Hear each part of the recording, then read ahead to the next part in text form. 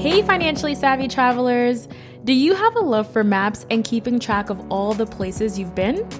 Well, Awesome Maps offers a wide variety of stylish and informative maps that inspire you to discover new places and create new memories around the world. From travel journal maps that you can take with you on the road to design pieces for your home, each map is hand illustrated by designers with a passion for illustrating and drawing. I just got my bucket list map and I can't wait to cross off the Great Wall of China later this year. Head over to awesome-maps.com and use the promo code THOUGHTCARD to get 10% off of your order today. Nadeen White is an award-winning travel and lifestyle blogger and Amazon best-selling author. Her blog, The Sophisticated Life, focuses on affordable luxury travel, destination guides, culinary travel, and wine. Today, we're welcoming Nadeen on the show, and we're going to chat about how we can afford more luxurious travel experiences on a budget. Welcome to the show, Nadeen. Welcome to me. Thank you so much for having me. I'm excited. Thanks for having me. I'm super excited to have you on the show. We actually have never talked about luxury travel. Oh, wow. Yes, Okay. and it's something that I feel like as I get older, it's something that I want to dive more into. So I'm super excited to get started. Sure. No, that's awesome. Yeah, it's interesting in terms of just the title luxury travel. Someone else gave me that that title when I started blogging. I was at a blogger meetup and I was just talking about the things that I blog about, just naturally, things that I did even before I started the blog. So visiting museums, visiting wine regions, going to nice restaurants and following a lot of chefs and winemakers. And someone that's a senior blogger said to me, I mean, you really need to market yourself. There's not many Black bloggers that are in the luxury travel bracket. And I thought, oh, that's luxury travel bracket? Because honestly, I started the blog and just started sharing all the things that I love to do in my life. And so that's kind of how I got that title. And so, yeah, it's kind of stuck. And other people come to my blog and tell me, oh, I love your luxury travel blog. But I really do stress to people that for me, it's affordable luxury. I'm not a millionaire. I haven't won the lottery yet.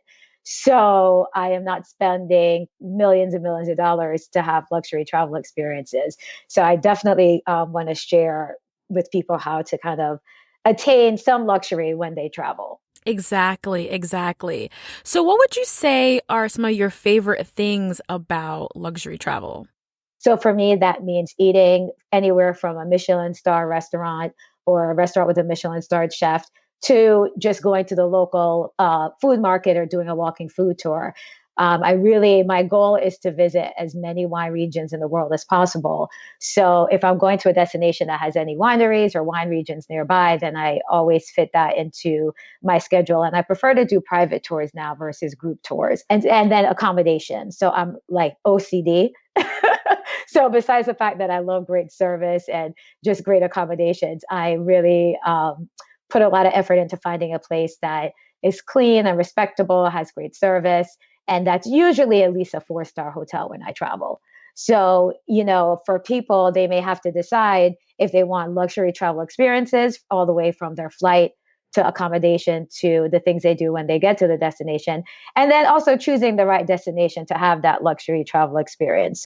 Right. So it seems like you have to really figure out what are the kinds of like buckets that you want to focus on your luxury travel on. Yes. Because our money isn't going to be that long enough to do everything. So you have to kind of pick. Okay. Exactly. Yes. And I usually will speak to my husband if we're traveling together. And depending on, like, we went to Australia and New Zealand at the end of last year, and it was 10 days.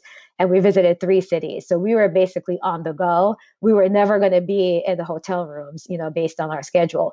So I did not spend a lot of money on the hotel because we just weren't going to have the hotel experiences. But I spent a lot of money on the tours that we took to different places. And that was well worth it because we went there to see things. Do you know what I mean? And so we were out of the room from early morning to late at night. So again, that was like the least of my worries with that trip.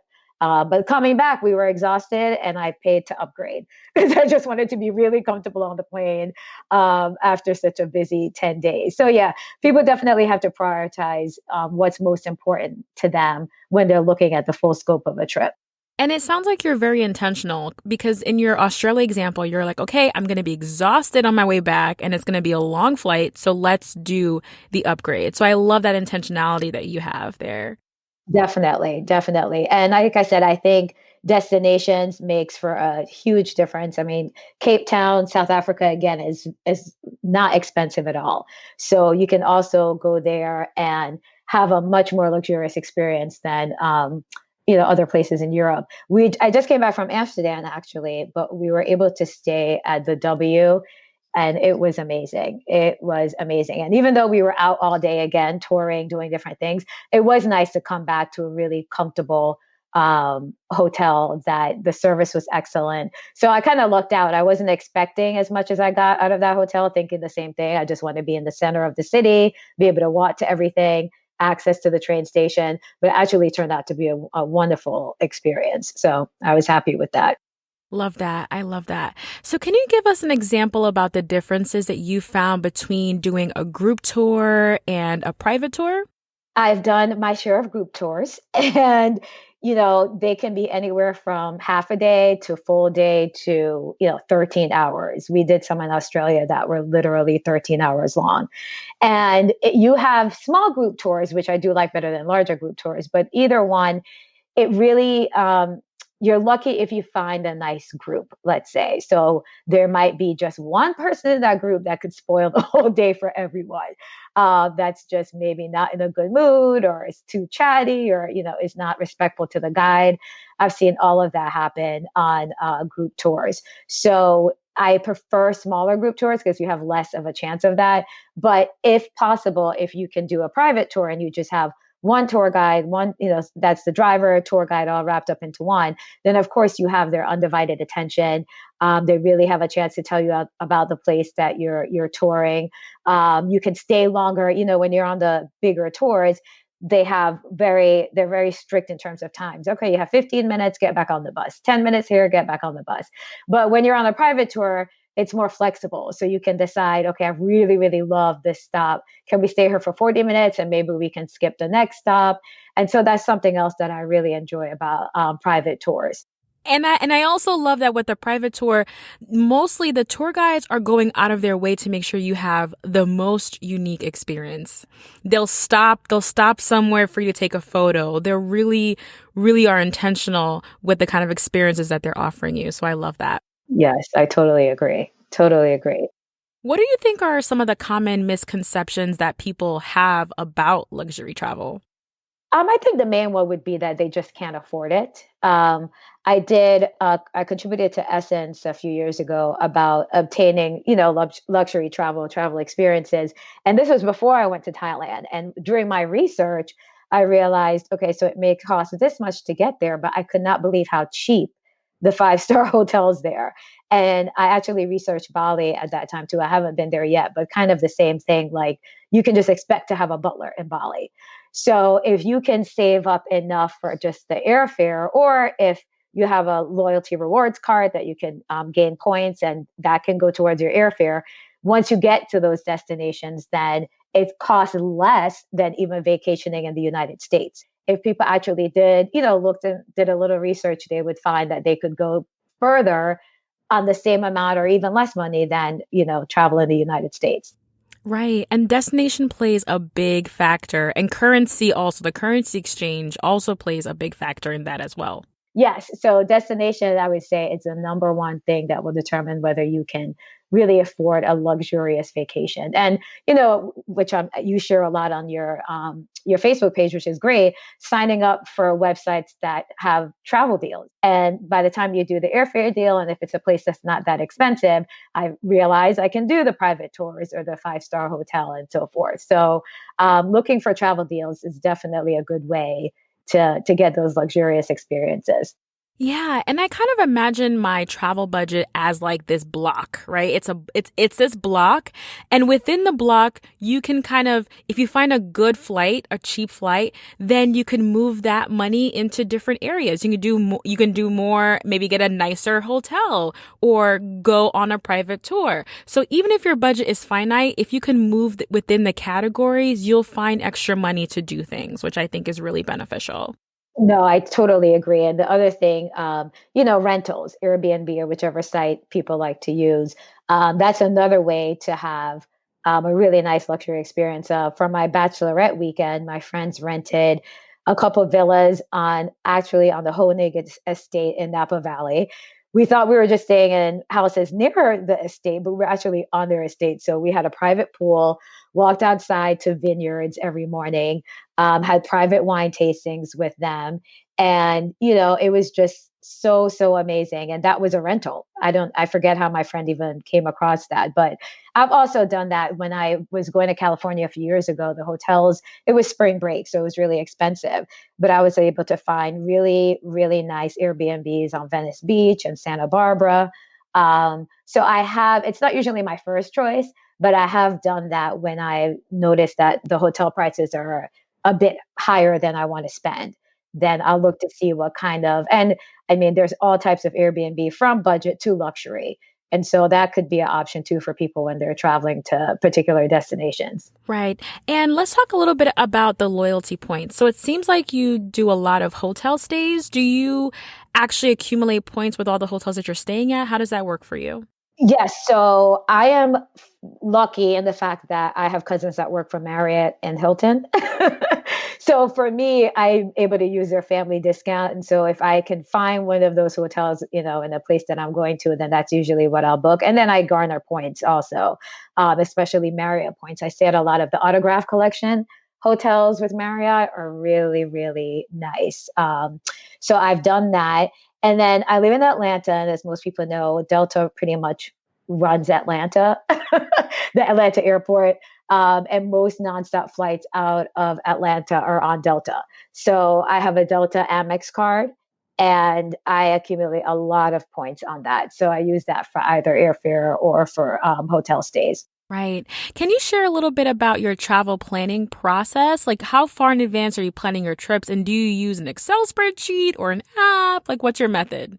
Yes. So I usually have folders to start on my phone. And so every time I come across articles or somebody makes a recommendation on Facebook, I'll start building a folder from months before. So I'm trying to think. I went to Amsterdam last week. I booked that trip in December, early December. I actually booked it before I left Australia, I believe. So that was about a 3 to 4 month window. And I think on average, that's what I usually do. I had booked Australia almost a year before, but I didn't start like the heavy planning until about 5 to 6 months before. So I have a folder and I start saving articles that are relevant to the things I'm interested in.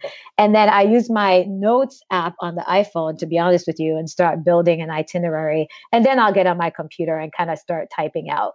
But my phone helps a lot in kind of laying out the schedule. The schedule is very important to me. I realize I don't like to do full day early tours every single day of a trip. My husband kind of taught me that because it's exhausting. So I kind of have a framework of laying out what I want to do and what days kind of it'll fit in. And in terms of price or cost, I usually don't have, let's say, a strict budget in terms of what I'm willing to spend. I start adding up, like say, okay, the hotel is going to cost this much, the tours will cost this much. And if things start to kind of in my mind go over what I may have thought I want to spend, I may switch to, let's say, a group tour versus a private tour. Yeah, that makes a lot of sense because then I also feel like as you become a seasoned traveler, it's you kind of know what your budget is, even though you might not see the numbers. You have this Right. feeling. You just have a feeling. Exactly. Exactly. It's just knowing like where you stand and how it makes you feel, and you just know. The other question I had for you was, when it comes to working with a travel agent, how does that work? Do they get commission off of you? Do they get money off the top? How does that work? You don't pay them anything. They get their commission from the contracts that they have with the different hotels and tour agencies, the cruise ships. So that's the great thing. There's no extra cost for you. I will say this is where there might be, how can I put it? So if you were to book it, uh, a hotel on your own, it may be a little bit less than once it's put into a package by the travel agency because they're building this package and they have contracts with all these different people. So they're actually maybe paying a little bit less than what you're paying them, but you're not outrightly paying the travel agency to do any work, like do the trip for you. They're getting it the back end from the hotels and tour operators that they use. Very, very, very interesting. Okay, that's actually good information and good to know, especially since a lot of us are so busy right now.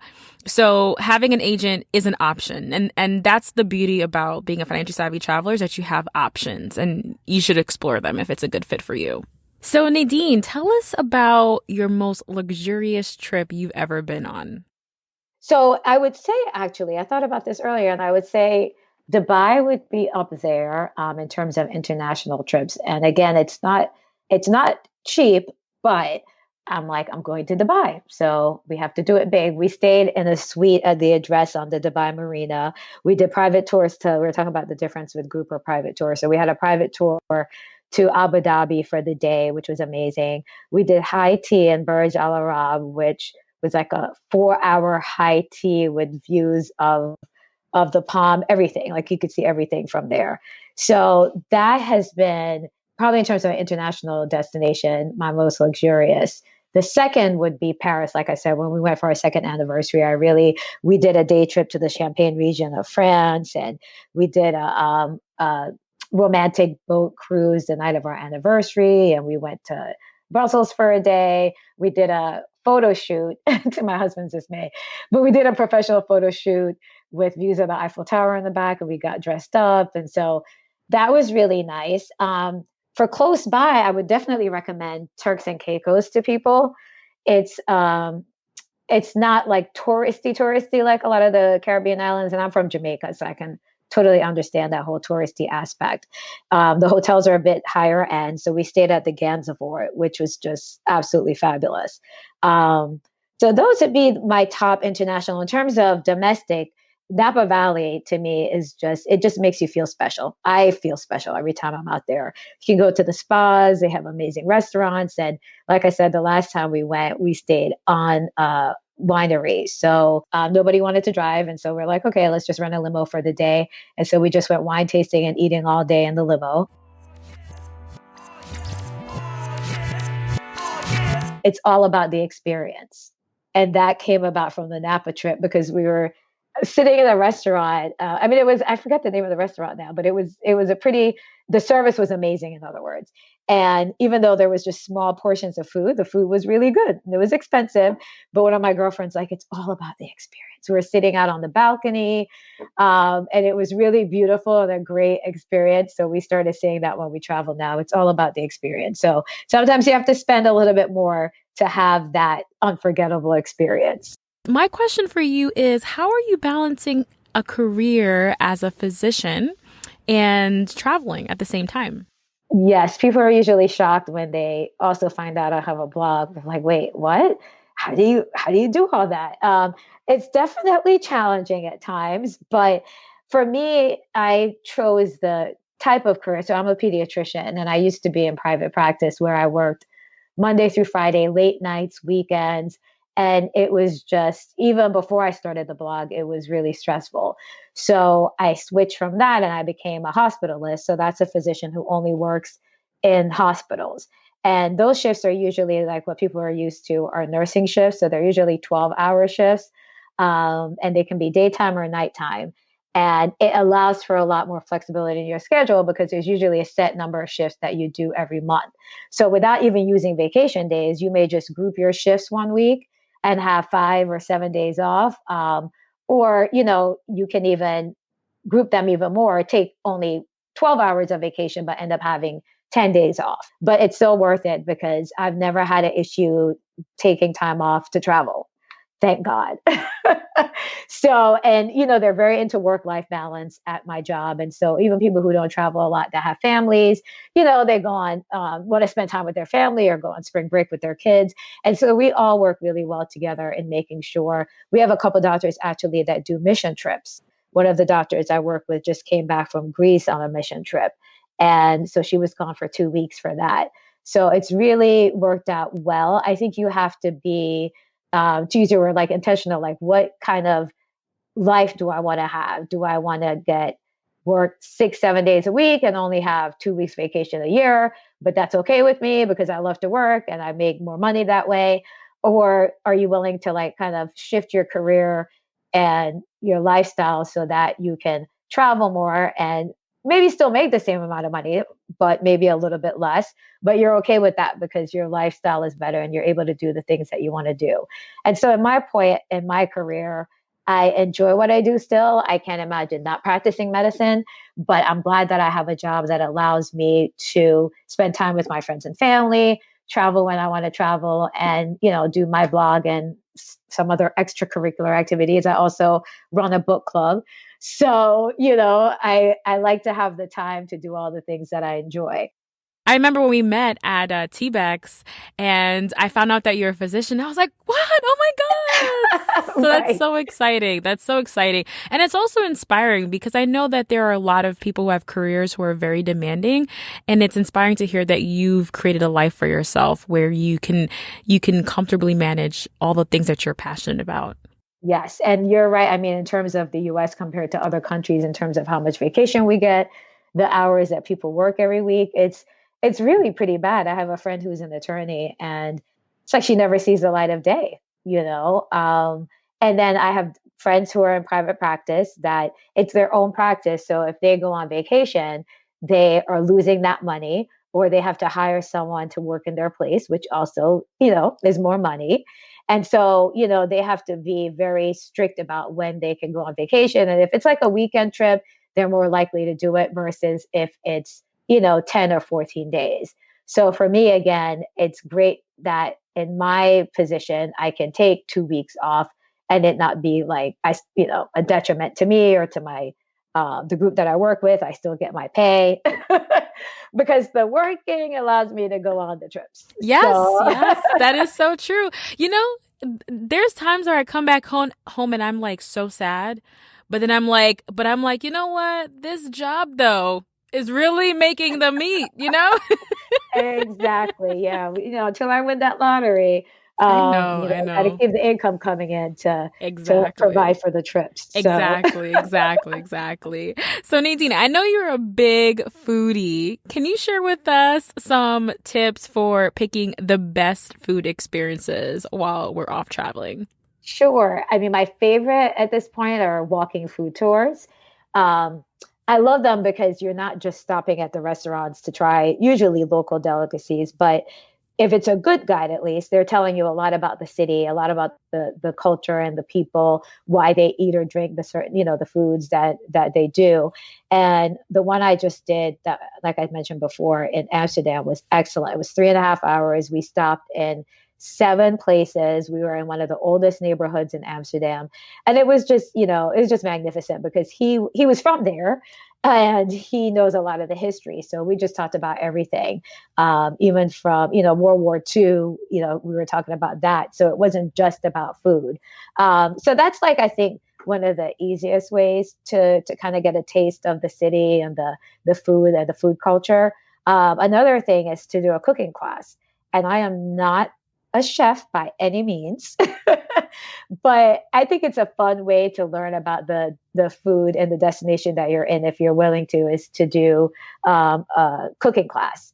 And the other thing I enjoy doing is going to local markets. So most places on the weekends will have a farmer's market. Some places like Melbourne has like 6 days a week. They have a food, clothing, like anything you can think of market. And so it's good to walk through those markets because you also get a good idea of what's popular in that destination, what people eat, why they eat it, and you can sample different foods. So those are my favorite experience, especially. Oh, and if you go to places that have like food stalls or food markets. So like in Thailand, they have the night market and they have a lot of the food vendors out there. And so sometimes that's like the best food. I mean, sometimes that food trucks, those local food markets, I feel like sometimes that's just the best, like down earth, really good local food. So it doesn't have to be fine dining. Usually when we travel, I like to do at least one fine dining experience. And then the other times I'm doing the food markets, food tours, cooking class, things like that. So I think that would be, for anyone who's kind of interested in food or the history of food, then I think that'd be a great way. Or you can actually do your own. When we went to Brussels, Belgium for the day, I had done some research as to the best places for Belgian waffles and for fries and so forth. And we just stopped at like 5 different places while we were there to sample different local cuisines. So you can do your own as well. Yeah, I actually, when I was in Barcelona, I downloaded this app called Yes, Byte Mojo. right. And, for 30 euros, they took you around a small area. And I think for me it was the Gothic Quarter. And they told me everywhere to go. Everything was prepaid for. So all I had to do was go present my ticket and the food was delicious. When I look at my photos, I'm like, that looks delicious. Yeah, no, I loved your blog post on that. I definitely want to try that when I travel because that is very convenient. And you can, I assume, go at your own pace as well versus if you're on a tour. Now, Nadine, I know you just published a travel guide called Travel Guides to Your Favorite Travel Destinations. Can you tell us a little bit more about your guide? Yes, I'm excited. Thank you. I have collected and written so many travel guides because I realize that most people don't have like time to do 6 months, 4 months, slow travel in a destination. Most people work and then take up to maybe 2 weeks at a time to visit places. So over the years, a lot of my readers responded to my travel guide. So like what to do if you have 3 days in San Diego, or if you only have a day in, Napa. And I usually write like where to stay, what to do, where to eat, or even just about day trips that you can take from the different destinations. So I had amassed like a lot of those over the past few years. And someone mentioned to me, you should put those in a book. I thought, because I think for people to have to search for things on your blogs is a bit difficult sometimes. And so I picked 37. I had 37. Yes, I had to narrow it down, and I narrowed it actually. So the reason it's the first in the series of 3 ebooks, and initially it was going to be one ebook, and my publisher was like, "There's too much material. You have to break it down." So the first one, like I mentioned, is Travel Guides to Your Favorite Destinations, and that's 37 travel guides, both U.S. and international destinations. So, for instance, I went to Cuba in 2016 before there were even direct flights from the U.S. And I wrote like a lot of posts on Cuba travel tips, how I spent a week in Cuba because we actually visited different cities all over the island. And so those were really popular posts. One of my posts for Dubai is also very popular because it's a first timer's guide to Dubai. And when I was going there, I found that I had to look in so many different places to just find out, okay, can I drink alcohol? How am I supposed to dress? What about public displays of affection? And so I put all that into one post and it's done really well. So I compiled 37 of my favorite, but also really my readers' favorites, the ones that have done really well into one ebook. So you can get that on Amazon for $4.99 and have all these travel guides at your disposal. So I'm really excited because it made the Amazon bestsellers list the first day it came out. As you know, I mean, the support from your readers and followers is what keeps me going, and keeps Yes, pushing yes. me because people respond so much to the things that I write about. So the second one that's going to be out is actually on US wine regions. So I think a lot of people, again, are intimidated by wine tasting or visiting wine regions when they travel, even if they love wine. So I pretty much break down the major wine regions all across the US. I got to tell you what they're known for and which wineries to visit. I haven't been to all of them yet, so a few are still on my bucket list. I love it. And I love how comprehensive it is. Like we were saying, we write so much and we have so much content, but also as a reader, a lot of things are scattered. So it's nice to have a comprehensive guide where you could go, okay, this is what's recommended. Let's see if this is a good fit and let's just plan this. So that's awesome. Oh, Awesome, thank you. Nadine. Yes, thank Yay. you. I'm excited. Excellent, excellent. Nadine, I had a blast talking to you. Tell everyone how we can connect with you and keep in touch with all the things that you're up to next. Yes, thank you. So my blog is thesophisticatedlife.com. On Facebook, I'm The Sophisticated Life. And on Instagram, Twitter, and Pinterest, I am The Sophist Life. So I look forward to people joining in and following along with my adventures, travel, food, and wine adventures.